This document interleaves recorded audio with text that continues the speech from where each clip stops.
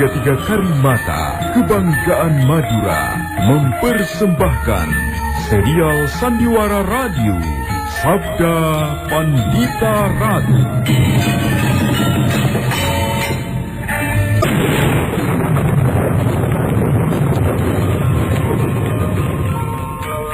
Sabda Pandita Ratu. Naskah ditulis oleh Pondra Swastilangit, diolah oleh Agung Bahrodi, didukung oleh artis-artis terkemuka Ferry Fadli, Eli Ermawati, M. Abud, Ivone Rose, dan lain-lain. Teknik dan montase Ibing Arifin, dengan sutradara Dian Pertiwi.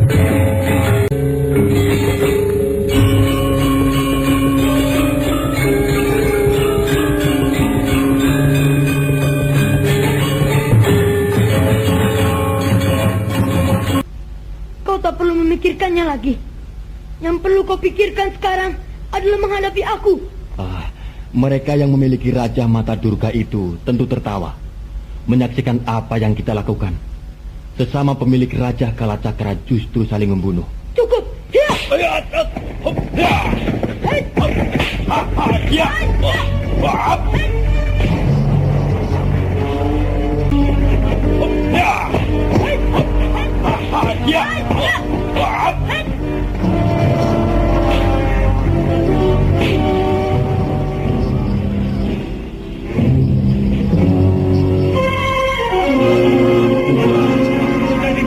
Ada apa? Siapa nih gotong itu? Ayah. Ali, mengapa? Kenapa dengan gitu? Siapa yang lagi? Tenang semua, tenang. Biarlah Kiai Pangon nanti menjelaskan pada kalian. Ayo beri tempat untuk berbaring, ayo.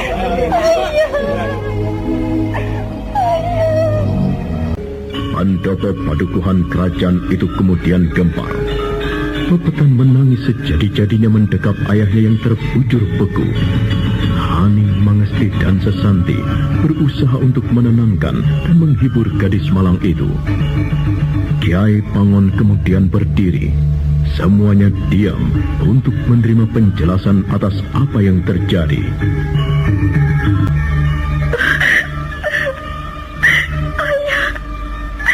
Ayah, bagaimana dengan ayahku? Tenanglah, Pepetan. Berdoalah. Semoga ayahmu tidak apa-apa. Ayah. Diamlah, Pepetan. Jangan menangis. Ayahku.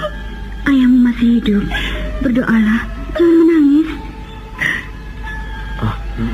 Kami mendengar Jali terbakar. Ya, benarkah itu, Kiai? Benar. Wah, rumah Kito Jali yang terbakar. Siapa yang membakarnya, Kiai? Aku tahu. Kalian semuanya merasa penasaran.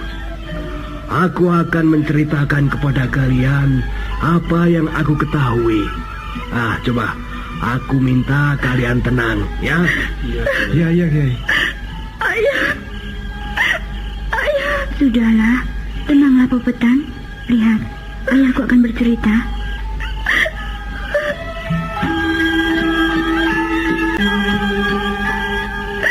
Dugaanku selama ini ternyata benar. Pemetik kembang itu mempunyai rambut putih. Ia masih muda, seusia kira-kira 25 tahun. Mungkin lebih sedikit.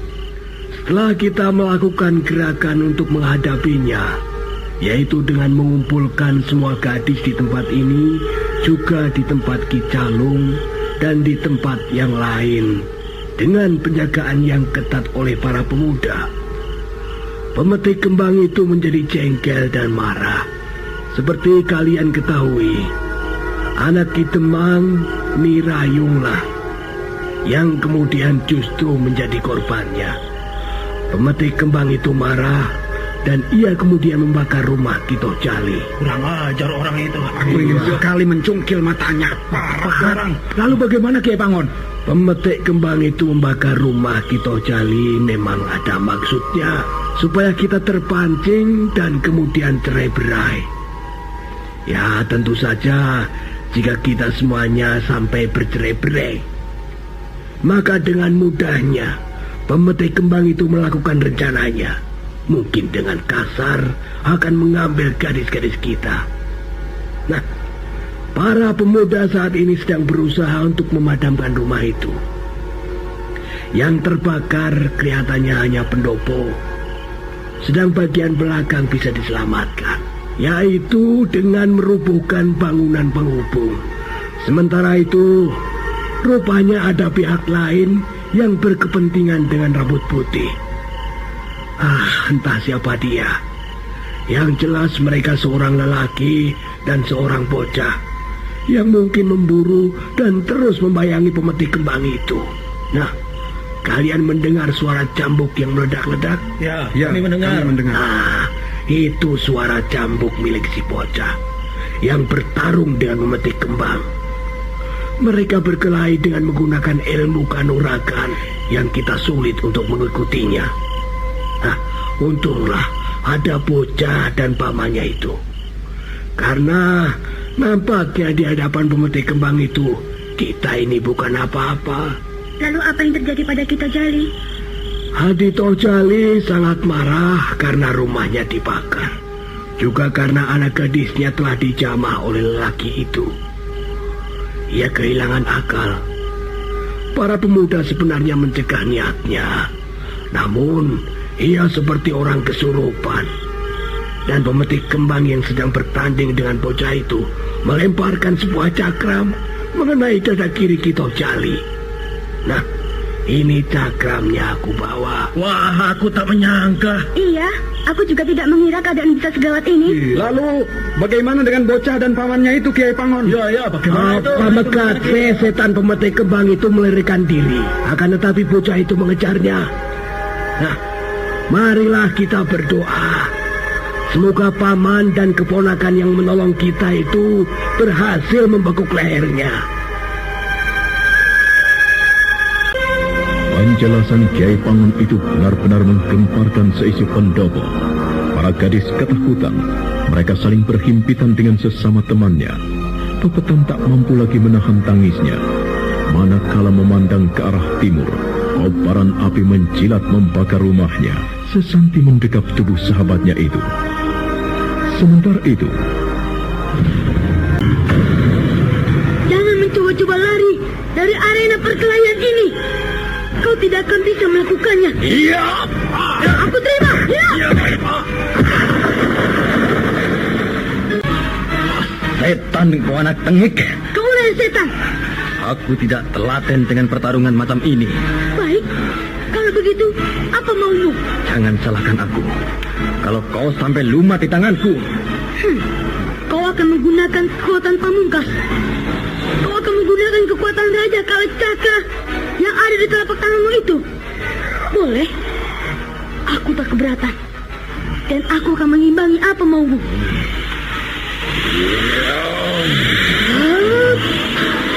Pamegatsi yang telah direpotkan oleh ulah Badrawati itu benar-benar menjadi tidak telaten lagi. Pamegatsi menyimpan trisula ke pinggangnya dan kemudian mengambil jarak. Pamegatsi menggosok-gosokkan tangannya. Tangan kanan yang tergenggam itu pun kemudian mengepul. Badrawati yang menyadari apa arti dari apa yang dilakukan Pamegatsi itu juga mempersiapkan diri. Kekuatan puncak dari Raja Kalacakra itu tersalur melalui cambuknya. Badrawati mengangkat cambuknya, sedang Pamegatsi mempercayakan cukup pada tangannya.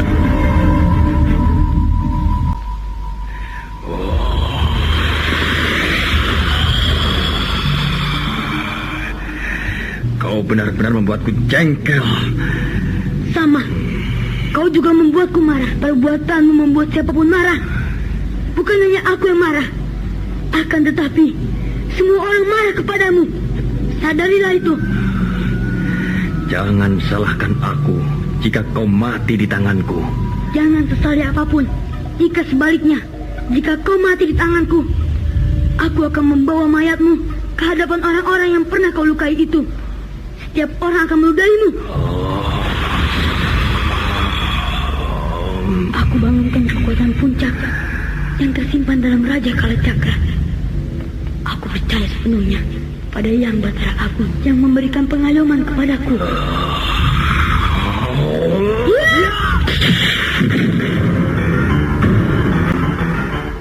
terjadi benar-benar luar biasa. Badrawati si bocah aneh itu mempercayakan kekuatan pamungkasnya dengan menyalurkannya pada cambuknya yang meledak. Manakala Pamegatsih melayang, lecutan cambuknya menyongsong dada lelaki berambut putih itu. Pamegatsih nampak menggeliat karenanya, namun ia tetap melayang menghantamkan tangannya kepada Badrawati. Badrawati terjengkang, dan bersamaan dengan tubuh Pamegatsih yang ambruk pula di tanah. Keduanya kemudian tidak bergerak. Aku terlambat rupanya. Badrawati dan Pamegatsih telah menggunakan ajian pamungkas. Ya, aku harus memeriksa Badrawati.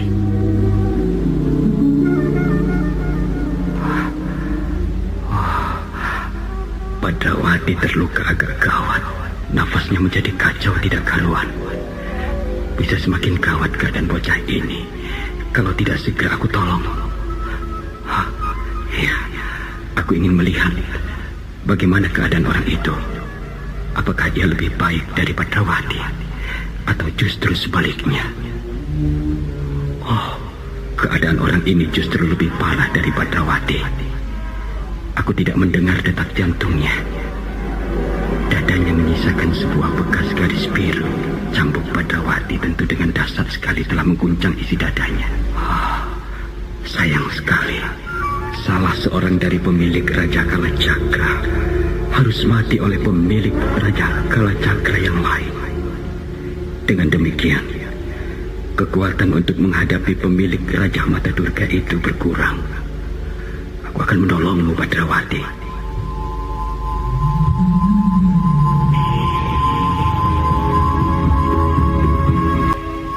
Lare Angon segera memangku kepala Badrawati. Dibusainya rambut bocah yang telah menempuh perjalanan sangat panjang dengan dirinya itu. Lare Angon kemudian menempelkan tangan kanannya pada telapak tangan kanan Badrawati. Kedua wujud Raja Kalacakra itu saling melekat. Kabut lamat-lamat muncul dari telapak tangan itu, dan kekuatan dari tangan Lare Angon kemudian mengalir.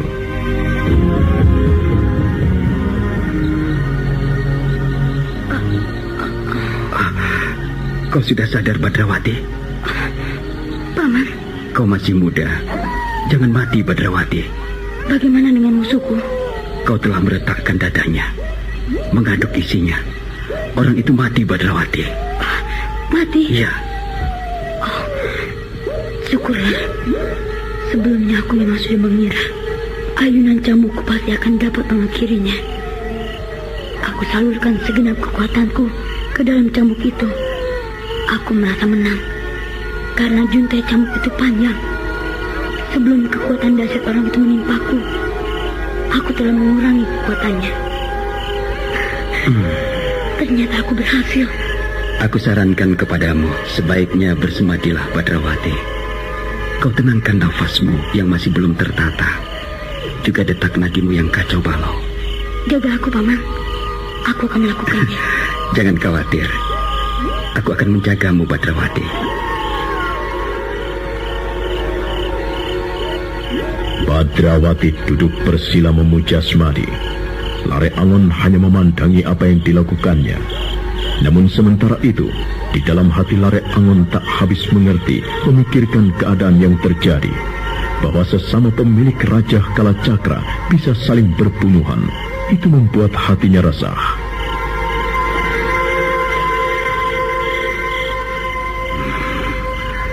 Pemuja Batari Durga dengan gumpalan dendamnya lahir kembali ke dunia ini dengan tujuan menghancurkan Candi Swambara Budura. Namun seorang maharesi mengejarnya, ikut lahir pula. Sayang sekali, kelahiran mereka dalam waktu yang sangat berbeda. Pemuja Durga itu sekarang hadir sebagai sosok perempuan dewasa yang mampu malang melintang. Sedang titisan sang maharesi itu hanya bisa menangis karena ia masih bayi. Durga dikawal oleh 3 orang pemilik Raja Trinetra atau 3 mata Durga. Sedang bayi itu dikawal oleh 5 orang pemilik Raja Kalacakra.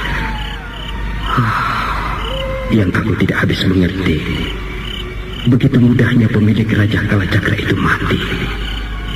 Pacar Keling gugur sebelum menaikkan tugasnya sampai tuntas. Dan yang lebih memalukan lagi, Pamekarsih. Mengapa ia berperilaku seperti itu? Ia memiliki Raja Kalacakra. Akan tetapi, mengapa memiliki perbuatan yang sangat tidak terpuji dengan kegemarannya menodai gadis-gadis, yang akhirnya ia mati di tangan Badrawati, mati di tangan sesama pemilik Raja Kalacakra. Ini keadaan yang benar-benar gila dan sulit diterima akal. Bagaimana Badrawati? Sudah, Paman. Kita kembali ke pendopo Padukuhan yang sedang kisruh tadi. Kita usahakan untuk menolong nasib Kito Jali. Dan kemudian kita segera menuju ke Nusa Kambangan. Berita tak sedap ini harus dilaporkan kepada Kameswara. Benarkah orang itu sudah mati, Paman? Aku telah memeriksanya. Jantungnya telah berhenti berdetak, Badrawati. Aku ingin meyakinkan hal itu, Paman. Terserah. Hei, benarkah orang ini sudah mati, Paman? Benar. Belum, Paman. Orang ini belum mati. Minggir, Paman. Badrawati, apa yang akan kau lakukan? Aku akan menyempurnakan kematiannya. Tunggu, Badrawati. Kau tidak boleh melakukan itu, jangan. Aku harus yakin. Aku harus yakin bahwa orang itu benar-benar sudah mati, Paman. Kau tidak boleh melakukannya, Badrawati. Hanya orang yang pengecut saja yang akan melakukan hal itu. Jangan halangi aku, Paman. Badrawati, kau tidak boleh melakukan. Orang ini sudah mati. Bahkan seandainya masih hidup seperti yang kau katakan, maka ia harus dilindungi, Badrawati. Paman lupa dengan bagaimana perbuatan orang ini. Paman lupa bagaimana dengan perbuatannya. Paman, perbuatan orang ini benar-benar biadab. Tidak ada kata-kata yang pantas dan sesuai lagi untuk menggambarkan kebiadabannya. Diamlah kau, Badrawati. Aku tidak akan membiarkanmu melakukan perbuatan rendah semacam itu. Aku akan meyakinkan apakah orang ini belum mati seperti katamu. Kalau sudah mati, kau tidak perlu berlaku tidak pantas terhadap sesosok mayat. Hanya serigala saja yang mencabik-cabik mayat dan kemudian memakannya. Sebaliknya kalau ternyata masih hidup, kau juga tidak perlu menyempurnakan kematiannya. Karena di samping tidak pantas kau bersikap demikian terhadap seseorang yang sudah mati dan sudah kau kalahkan, serta tidak mampu berbuat apa-apa lagi, maka kita harus membawanya menghadap Kameswara. Ingat, Badrawati, orang ini memiliki Raja Kalacakra. Aku yakin, kalau tidak disempurnakan kematiannya, orang ini justru akan menimbulkan kesulitan. Dan aku sulit membayangkan bekerja sama dengan orang semacam ini, Paman. Sudah, Badrawati, duduklah kau dan bersikaplah tenang. Aku akan memeriksanya. Akhirnya Badrawati memenuhi keinginan Lare Angon. Dengan hati bergelombang, ia mencoba menenangkan dirinya. Lare Angon kemudian segera memeriksa tubuh Pamekarsih. Meski tubuh itu sudah tidak bernapas dan jantungnya tidak lagi berdetak, namun rapaan tangan Lare Angon memang merasakan adanya sesuatu yang aneh. Aneh sekali. Meskipun tidak bernafas lagi dan jantungnya tidak berdetak, namun tubuh ini tidak bisa dianggap sudah mati. Tubuhnya hangat. Bagaimana? Kau benar, Badrawati. Benar bagaimana? Orang ini memang sudah tidak bernafas. Detak jantungnya juga tidak teraba. Namun belum bisa dikatakan mati.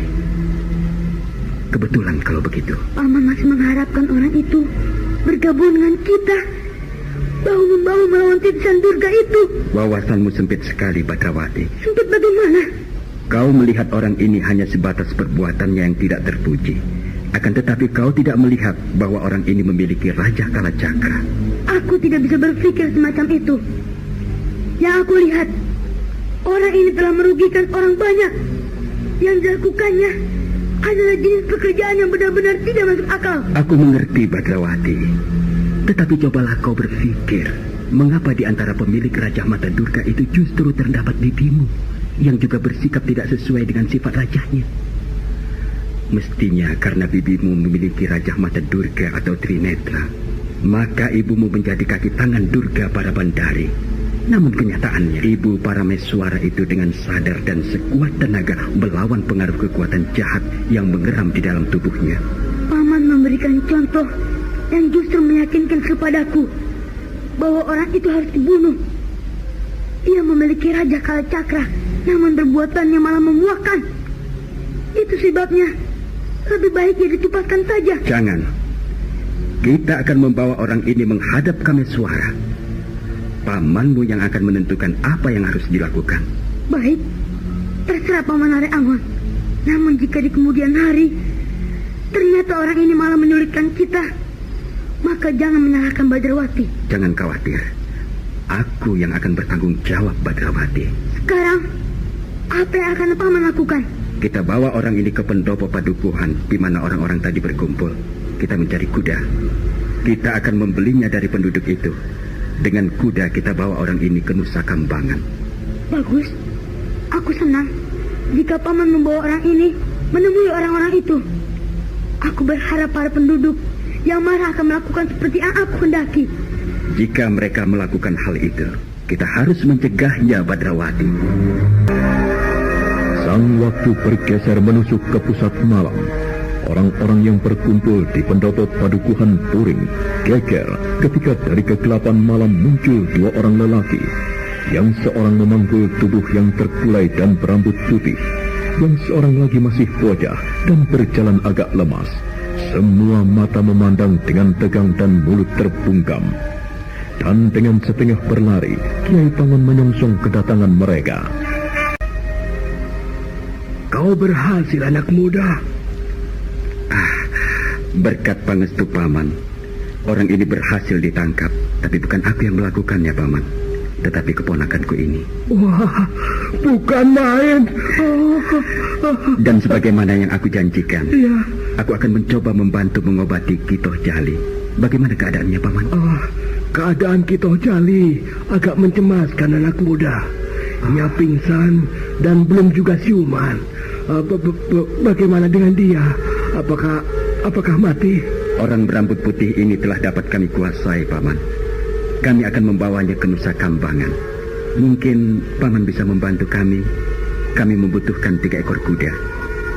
Mungkin ada di antara para penduduk yang memiliki. Aku bermaksud membelinya, Paman. Orang itu akan dibawa ke Nusa Kambangan? Iya, Paman. Apakah bisa dijamin ia tidak akan melakukan perbuatan gilanya lagi? Iya, akan kami usahakan, Paman. Anak muda, mengapa tidak kalian bunuh saja dia? Ada sebuah alasan yang menyebabkan kami tidak bisa membunuhnya. Namun bahwa ia telah melakukan perbuatan yang tidak terpuji dan harus mendapatkan hukuman, itu tentu, Paman. Baiklah, anak muda. Aku akan memberikan penjelasan kepada orang-orang itu. Semoga mereka bisa mengerti. Sementara kalau kau bermaksud menolong Kitoh Jali, mari anak muda. Ia ada di dalam. Baik, Paman. Badrawati, aku percaya pikiranmu telah mengendap. Jaga dia. Pendopo itu menjadi hening. Tak seorang pun yang berbicara. Badrawati berjalan lunglai menuju ke sudut pendopo dan kemudian duduk bersandar diam. Badrawati memejamkan mata seperti orang tidur. Sementara di ruang dalam, Lare Angon mencoba membantu merawat dan mengobati dada Kitoh Jali yang terluka. Kiai Pangan masih menemaninya.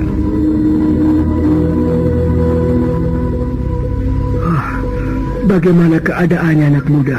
Syukurlah, senjata lempar berwujud cakram itu ternyata tidak menjamah bagian dalam, Paman. Jika mengenai jantung misalnya, Iya. maka tubuh Kitoh Jali ini pasti sudah membiru. Cakram itu masih ada, Paman. Ini anak muda. Boleh aku minta benda itu? Tentu boleh. Ini terimalah. Terima kasih. Dan sekarang izinkan aku sendirian di sini, Paman. Silahkan, anak muda. Bagaimana, Kiai? Pemuda itu sedang berusaha menolong Kitoh Jali dan tidak mau diganggu. Sudah matikah orang berambut putih itu? Belum. Anak muda bernama Lare Angon itu mengatakan akan membawanya ke Nusa Kambangan. Akan tetapi, aku melihat tubuhnya tak lagi bernapas, Kiai. Aku tadi memperhatikan agak dari dekat. Mati? Iya. Aku kira orang itu hanya pingsan saja, Joko Banyu. Jika pemuda itu bermaksud membawanya ke Nusa Kambangan, entah untuk apa. Tentu ia masih hidup. Jika sudah mati, tentu akan dikubur di sini. Iya. Anak muda itu membutuhkan 3 ekor kuda. Siapa saja di antara kita yang memiliki kuda? Aku sendiri punya seekor. Untuk dipinjam atau bagaimana? Pemuda itu mengatakan kepadaku bermaksud membelinya. Aku tidak keberatan kuda dibeli, tapi yang lain aku tidak tahu, Kiai. Cobalah. Nah, saudara pendengar, bagaimanakah kisah selanjutnya? Ikutilah terus serial Sandiwara Radio, Sabda Pandita Ratu.